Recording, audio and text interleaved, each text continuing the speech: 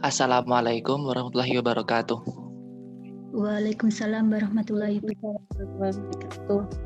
Selamat pagi untuk teman-teman semua. Pada kesempatan kali ini, kami dari kelompok 6 ingin mempresentasikan tugas dari mata kuliah Supervisi Pekerjaan Sosial dengan judul Bentuk, Keuntungan, dan Kelemahan dalam Model Supervisi. Kami dalam kelompok 6 sendiri terdapat 4 anggota, yakni yang pertama saya sendiri, Rifki Solidin Alzami, yang kedua adalah Dian Novitasari, yang ketiga Randamni Puspita, yang keempat Abdul Hafiz Syahrizal. Dalam materi yang diberikan dalam RPS terdapat 6 materi pokok ataupun subbab yang akan kami bahas pada kali ini. Yang pertama adalah pengertian sendiri, yang kedua kelebihan dan kekurangan, yang ketiga supervisi individu, yang keempat penelitian supervisi kelompok, yang kelima supervisi kelompok, dan yang terakhir adalah ilustrasi supervisi kelompok. Langsung saja untuk mempersingkat waktu, akan saya silakan kepada teman saya untuk memaparkan materi tentang materi pertama. Baik, pada kesempatan ini, materi yang akan dibahas oleh kelompok kami yang pertama yaitu tentang pengertian supervisi. Dalam profesi pekerjaan sosial, itu ada salah satu proses dalam praktek pekerjaan sosial yang dinamakan supervisi. Nah, supervisi berasal dari bahasa Latin, super yang artinya lebih, dan videre artinya melihat atau menonton. Orang yang mengawasi disebut supervisor, sedangkan orang yang diawasi disebut supervise. Dalam hal ini, supervisor disebut juga sebagai pengawas. Nah, sesuai dengan namanya, supervisor atau pengawas, itu bertugas mengawasi kinerja orang lain atau supervise, dengan penuh tanggung jawab sesuai dengan prosedur dan kebijakan yang ditetapkan oleh lembaga. Supervisor memiliki wewenang untuk mengarahkan, mengkoordinasi, meningkatkan, dan mengevaluasi kinerja pekerja sosial di lembaganya.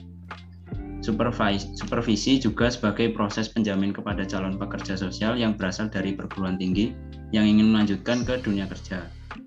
Jadi supervisi dalam praktek pekerjaan sosial memberikan pendampingan kepada pekerja sosial baru yang belum memiliki pengalaman bekerja agar dapat beradaptasi dan bekerja dengan baik.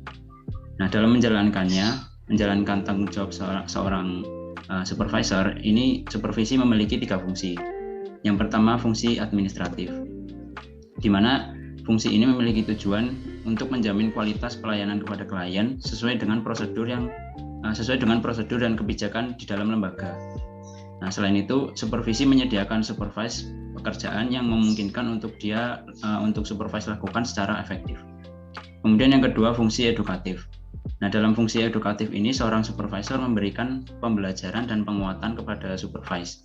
Tujuannya agar supervise memiliki skill, attitude, dan pengetahuan yang lebih baik dan berkelanjutan. Yang terakhir ada fungsi dukungan atau support. Nah, fungsi dukungan atau support merupakan kewajiban supervisor untuk memberikan semangat kepada supervise yang sedang mengalami masalah atau tekanan, yang dimana ia membutuhkan dukungan serta semangat dari orang-orang yang dipercaya oleh supervise agar merasa lebih baik dan lebih tenang saat melaksanakan pekerjaan. Itu saja dari saya, terima kasih. Lanjut kepada materi kedua, yakni kelebihan dan kekurangan. Dalam keuntungan sendiri, ada pengalaman belajar dan mengajar. Supervisor dan juga supervise merupakan seperti antara guru dan murid, di mana belajar adalah tugas dari supervise, sedangkan mengajar adalah tugas dari seorang supervisor. Presentasi oleh spesialis dapat dijadwalkan seperti nonton film, rekaman kaset, ataupun permainan peran sesi dapat diatur, sehingga presentasi panel dapat diatur. Lalu yang kedua adalah berbagi pengalaman. Supervisor adalah orang yang telah dapat dikatakan sebagai ahli dalam bidangnya, karena ia telah menempuh banyak perjalanan, baik itu perjalanan baik maupun perjalanan buruk, sehingga cerita pengalamannya dapat menjadi sebuah hikmah bagi seorang supervise. Lalu selanjutnya adalah ekonomi administratif. Untuk menjalankan sebuah usaha, dalam prinsip ekonomi dapat disebutkan bahwa prinsipnya adalah mengeluarkan pendapat seminimal mungkin dan meraih keuntungan sebanyak mungkin. Oleh karena itu, daripada menyewa seorang supervisor yang handal ataupun sudah ada nama di lembaga besar, lebih baik menyewa supervisor sendiri. Lalu yang terakhir adalah memberi dukungan.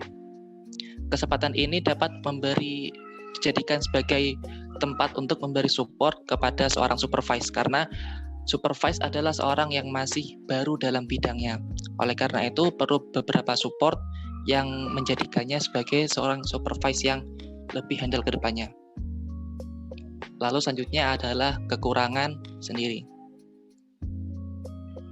Pertama adalah memaksa untuk mengemukakan pendapat sendiri. Konferensi individu memaksa orang yang dipersupervisi untuk mengemukakan pendapatnya atau jawaban dan keputusannya sendiri mengenai masalah yang dihadapi. Ini mungkin bisa menjadi masalah oleh beberapa orang karena terkadang sifat setiap orang berbeda-beda, entah itu dia introvert maupun extrovert. Yang menjadi masalah adalah ketika supervise itu seorang introvert dan ia enggan untuk bercerita. Lalu selanjutnya adalah sulit masukkan pendatang baru. Pendatang baru, orang asing bagi semua ini mengancam keseimbangan yang mapan dan cenderung dibenci. Kelompok pengawasan sehingga menimbulkan masalah khusus bagi orang-orang yang baru diangkat. Lalu ketiga adalah kondisi psikis. Kondisi psikis yang anggota supervisi dapat menerima umpan balik kritis, merupakan keuntungan dari pengawasan kelompok. Jika dia ragu-ragu dan cemas tentang umpan balik kritis, itu bisa menjadi kerugian. Seperti contohnya, ada seorang supervise yang mudah baperan, lalu dia dikritik oleh supervisornya dengan kritikan yang pedas, lalu itu seperti seakan menjadi ancaman sendiri ataupun menjadi sebuah hal yang selalu dipikirkan oleh supervise. Jadinya menghambat perkembangan dari supervise sendiri karena adanya kritik tersebut. Lalu yang terakhir adalah persaingan teman sebaya. Setiap supervise mungkin khawatir bahwa lain akan mengatakan hal yang cerdas terlebih dahulu atau akan mendapatkan lebih banyak perhatian, persetujuan, dan kasih sayang dari supervisor. Oleh karena itu, terkadang supervise saling sikut menyikut antara teman sebaya. Kadang mereka berlomba-lomba dalam hal yang baik, terkadang juga dengan kecurangan. Mungkin itu saja. Terima kasih. Selanjutnya.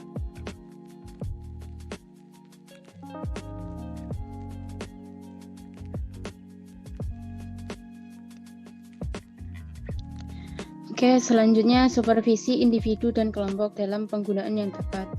Dikarenakan di atas sudah disebutkan keduanya antara individu dan juga kelompok, pengawasan menyediakan atau memiliki sebuah kelebihan dan juga kekurangan, yang dimana kelebihan dan juga kekurangan tersebut sesuai dengan respon yang didapat sesuai dengan kondisi dan kebutuhannya. Yang nantinya diinginkan individu yang bekerja di dalamnya bisa bekerja sesuai dengan yang telah direncanakan dan juga sesuai prosedur yang saling melengkapi satu sama lain.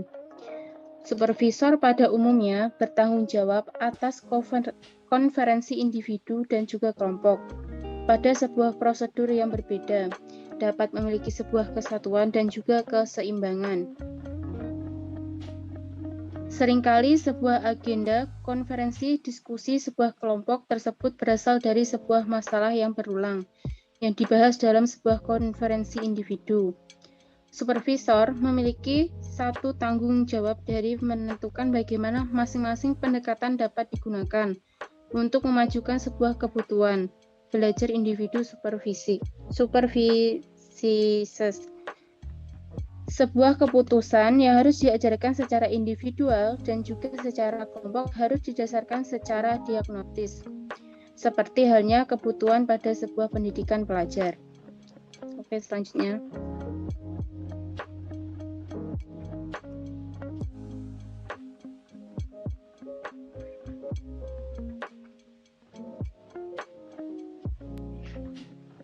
Baik, selanjutnya saya akan menjelaskan tentang penelitian supervisi kelompok. Di mana dalam penelitian supervisi kelompok kita ada beberapa poin yang perlu kita lihat. Yang pertama itu subjek, di mana dalam melakukan penelitian supervisi kelompok kita harus melihat subjeknya itu dari kelebihan dan juga keuntungan dari supervisi kelompok tersebut. Di mana nanti jika akan melakukan sebuah supervisi kelompok tertentu, maka kita harus melihat apa sih kekurangannya dan juga apa sih kelebihannya. Kita akan melihat lebih detail sehingga nanti dalam melakukan supervisi kelompok kita bisa menghasilkan tujuan yang sempurna. Yang kedua yang perlu kita lihat dalam penelitian supervisi kelompok yang itu efisiensi waktu, di mana dalam melakukan supervisi kelompok kita harus benar-benar memanfaatkan waktu yang ada, di mana kita tidak boleh membuang waktu yang banyak tanpa hasil yang memuaskan. Selanjutnya yang perlu kita lihat yaitu kebebasan, di mana dalam penelitian supervisi kelompok itu ada kebebasan dalam berkomunikasi atau menyampaikan ide-ide dalam pikiran setiap anggota ataupun supervisornya sendiri. Ya, yang keempat itu tujuan, di mana tujuan dari supervisi kelompok itu merupakan tujuan yang sama dari semua anggota, baik anggota kelompok maupun supervisor sebagai pemimpinnya. Yang kelima yaitu variabel, di mana menentukan variabel supervisi kelompok yang efektif, di mana supervisor menyediakan struktur dan kepastian. Kegiatan supervisi kelompok itu harus terstruktur sehingga nanti bisa memberikan umpan balik yang akurat, spesifik, dan memperkuat serta memfasilitasi pengembangan dan fungsi independen. Yang terakhir yaitu dukungan, di mana mendukung satu sama lain antara anggota kelompok ataupun supervisor kepada anggota kelompok. Nah, kita harus melakukan atau menciptakan lingkungan yang nyaman sehingga dalam melakukan supervisi kelompok itu bisa mencapai apa yang dituju. Slide selanjutnya.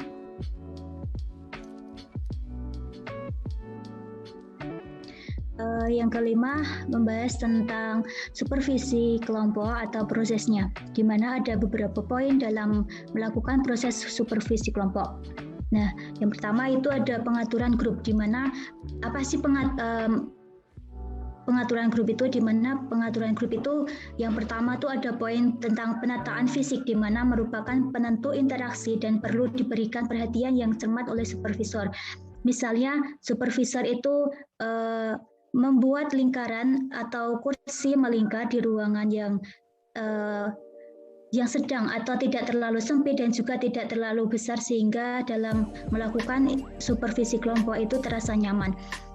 Dan juga dalam proses pengaturan grup ini juga supervisor harus mampu dalam berkomunikasi nonverbal. Jadi harus bisa melihat gelagat atau ada biasa dari mimik ataupun gerak-gerik dari setiap anggotanya. Dan juga dalam pengaturan grup ini ada kedudukan supervisor itu sama dengan kedudukan semua anggota kelompok. Jadi seimbang, jadi tidak mentang-mentang sebagai pemimpin, jadi tidak lebih tinggi lah, jadi sama. Selanjutnya ada poin di mana jadwal pertemuan dan agenda dalam supervisi kelompok itu harus ditentukan terlebih dahulu sehingga nanti dalam kegiatannya itu bisa berjalan dengan baik. Yang selanjutnya itu ada tujuan, di mana setiap supervisi kelompok itu harus memiliki tujuan akhir yang jelas dan juga harus ada kegiatan untuk mendukung, memajukan dan juga untuk mencapai tujuan-tujuan kelompok yang diinginkan. Di mana dalam tujuan ini setiap kelompok ataupun supervisor itu akan menginvestasikan waktu dan energi, akan meluangkan energi dan juga pikiran-pikiran mereka. Poin selanjutnya yaitu tentang kepemimpinan dan perencanaan, di mana adanya sikap egaliter dari pihak supervisor, maksudnya supervisor tidak dapat sepenuhnya melepaskan jubah kepemimpinan kelompok. Jadi harus bertanggung jawab terhadap supervisor kelompok yang ditanganinya. Dan juga supervisor secara administratif itu bertanggung jawab kepada wewenang atau keatasan yang menunjuk supervisor menjadi memimpin suatu supervisi kelompok. Selanjutnya juga perencanaan mencakup pertimbangan format yang paling menguntungkan dan di sini saling bersangkutan. Selanjutnya poin selanjutnya itu konten dan metode, di mana dalam melakukan proses supervisi kelompok itu harus ada konten atau harus ada apa yang mau dibahas dan juga harus metodenya bagaimana supaya bisa mencapai apa yang diperlukan, apa yang dituju oleh suatu kelompok. Poin selanjutnya yaitu tanggung jawab supervisor dalam konferensi kelompok, di mana selain supervisor itu memiliki tanggung jawab sendiri dalam konferensi kelompok. Yang pertama itu ada membuat norma kelompok, di mana norma ini dibuat supaya nanti terarah dan juga ada batasan-batasan apa saja yang boleh dan apa saja tidak boleh dilakukan oleh supervisor maupun anggota kelompok sendiri. Yang selanjutnya itu memimpin kelompok. Udah pasti seorang supervisor itu harus memimpin sebuah supervisi kelompok yang di tangannya. Yang ketiga yaitu mengatur kegiatan individu dan membentuk grup. Nah, itu sudah secara otomatis pemimpin akan membentuk suatu grup supervisi. Selanjutnya bertanggung jawab dan bertindak, di mana supervisor ini memiliki tanggung jawab yang sepenuhnya kepada kelompoknya. Dan juga melakukan pengawasan. Selain memimpin, supervisor juga harus melakukan pengawasan dalam kegiatan supervisi kelompok. Dan juga supervisor juga bertanggung jawab terhadap pemeliharaan sistem ekspresif. Selanjutnya, supervisor juga meringkas hasil dari setiap pertemuan, di mana harus menyimpulkan pertemuan hari ini dan juga harus mengaitkan pertemuan-pertemuan berikutnya. Dan juga tanggung jawab kelompok itu ada sendiri. Selain tanggung jawab supervisor, setiap anggota kelompok juga bertanggung jawab, di mana setiap anggota kelompok harus berkontribusi pada interaksi kelompok dan juga menjaga kontribusi berkaitan dengan diskusi, di mana mendengarkan keinginan orang lain dengan hormat dan juga menahan diri untuk tidak membuat konflik baru dan juga harus membantu menangani dan membantu konflik serta ketegangan yang muncul. Nah, tadi dua pembahasan tentang penelitian supervisi kelompok dan juga supervisi kelompok proses. Selanjutnya bisa dijelaskan oleh teman saya.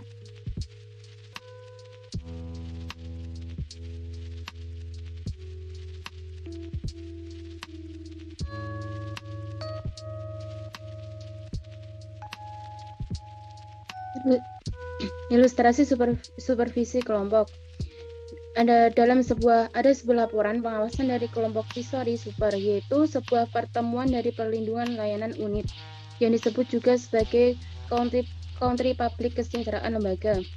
Beberapa aspek dari proses supervisi kelompok yang dimana terdiri dari 7 pekerja, yang dimana dari ketujuhnya setidaknya memiliki satu tahun pengalaman di dalam unit tersebut, yang dimana pertemuan kelompok tersebut dijadwalkan untuk 1 dan 1,5 jam setiap 2 minggunya, yang dimana suplemen konferensi individu diadakan sekali dalam seminggu.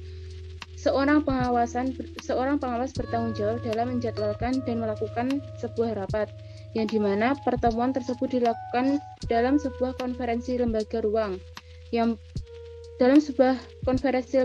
yang besar, yang dimana perahu berbentuk seperti meja. Untuk 30-40 menit dalam pertemuan tersebut dikhususkan untuk beberapa pengumuman umum. Dan juga dilakukan diskusi untuk membuat sebuah perubahan dalam perilaku. Yang dimana hasil dari laporan tersebut, supervisor memiliki tindakan sebagai berikut. Yang pertama, supervisor bertindak secara sadar dalam menangani masalah dalam grup tersebut. Yang kedua, supervisor sengaja untuk membantu kelompok bergerak secara produktif dalam mencapai pembelajaran yang signifikan yang berkaitan dengan pekerjaan mereka, yang dimana setiap intervensi yang dilakukan merupakan sebuah hasil penilaian yang disiplin terhadap sebuah kebutuhan kelompok pada saat itu, yang dimana pengarahan dilakukan termasuk tidak membatasi tetapi cenderung meningkatkan partisipasi kelompok, memberikan sebuah arahan dan kontrolan kembali ke dalam kelompok tersebut. Yang ketiga yaitu supervisor menunjukkan sebuah kepekaan terhadap reaksi verbal dan juga non-verbal dari masing-masing anggota kelompok tersebut. Dan juga supervisor di dalam contoh tersebut juga memiliki sebuah kepekaan terhadap iklim umum dalam sebuah kelompok yang dilakukan secara otomatis. Dalam suatu sisi, seorang supervisor telah memilih untuk fokus pada sebuah kelompok dinamika atau mengarahkan pada diskusi kelompok agar setiap individu memiliki kesadaran dalam interaksi dengan anggota yang lainnya. Jika hal tersebut dilakukan, akan mendorong komunikasi dalam kelompok tersebut dapat terjalin dengan baik dan juga dapat memfokuskan dalam perhatian sesama anggota kelompok. prinsip dasar proses dan dinamika kelompok, serta prinsip umum pembelajaran berlaku untuk supervisi kelompok, yang dimana pemimpin kelompok, supervisor berbagi tanggung jawab dengan kelompok untuk merangsang dan memfokuskan. Terima kasih.